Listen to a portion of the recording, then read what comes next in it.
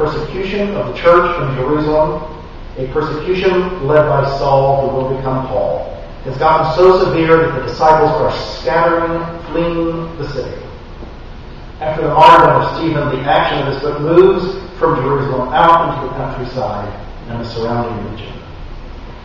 And there's this powerfully beautiful irony in Acts, that the more the Jerusalem authorities do to stop this new faith, the more it grows. It's their act of persecution which results in the first missionary impulse and the sudden growth of the church. With this irony, the book of Acts is reminding us that God is sovereign, that there is nothing that human authority can do to thwart the work of God. That in fact, what they intend for evil, God will turn around and use for good. We would do well to remember this truth from the book of Acts. As the church flees Jerusalem, we first follow Philip as he goes to Samaria and converts the residents there. And then he goes to the Ethiopian eunuch and converts him. It's a sign of the church's welcome and inclusion of those who are different, of those who are oppressed. Then we get the story of Paul, followed by Peter's role in the conversion of the household of Cornelius, the first Gentiles.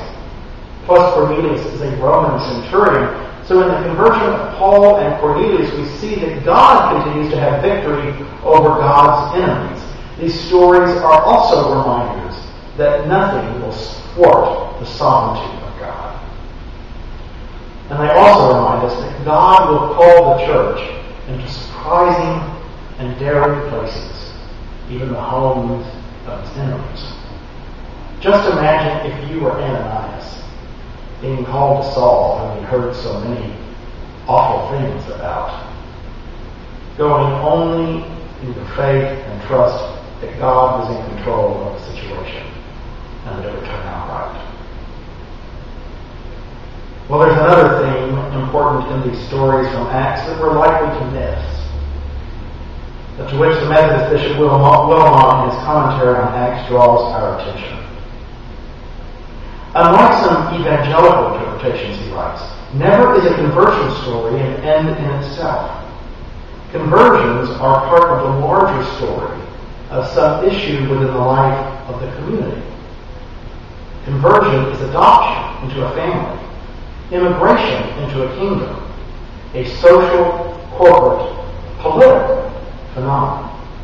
I think we're so used to conversions as chapters in an individual's life story that we often fail to recognize that these Bible stories are not about the individual, not about their psychological or spiritual transformation. They are instead always about the mission of the church. These are stories that describe who the church is and what it ought to be. Wilmot adds that the Christian life is a series of journeys, pilgrimages, excursions out into some unexplored territory where all that is known is the faithfulness of God. In each of these stories, the church ventures into risky places, relying on the sovereignty of God to provide. We too are constantly following God into the unknown, moving ahead with faith as our assurance. The biblical model of conversion is not ultimately about us, but about God's mission work, working itself out in human history.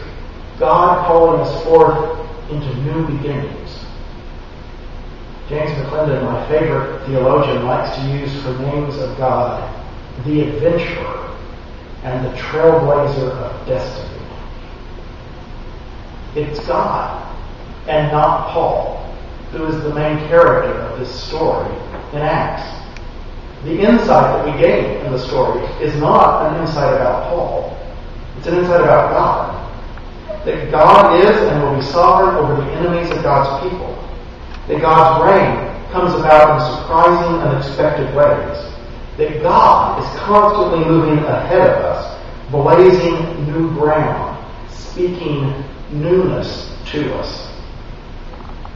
And our role in these stories? To listen, to discern, and then to follow God forward on the adventurous trail. This is the mission of the church. Grant us wisdom and grant us courage.